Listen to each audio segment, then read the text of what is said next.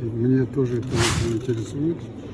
Я тоже жду окончания следствия суда, что явилось причиной и кто за этим стоит. Очень трудно. Васильев много лет работал со мной, но откуда узнаешь? Разве Иисус Христос рядом сидящего Иуду знал, что он предатель? Мы же не Боги.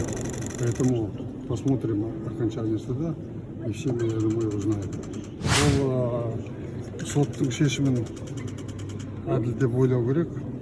Әділ болмаса, оған сенбеген адам қарсы болып өзінің арызын беру керек. Сондықтан бәрібір қайда барғанда да сот жүйесі шешеді мәселені. Вы голосовали, Нурсултан Абишевич? Ну, естественно, я кому передал власть добровольно. Вы знаете, да? Конечно. Значит, я и тогда еще сделал свой выбор.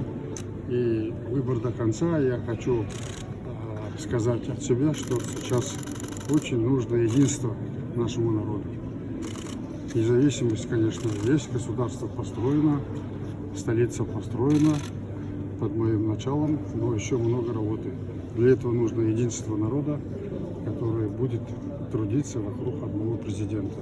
Это для будущего казахского народа, казахстанского народа очень важно. Надеюсь, наши люди это понимают.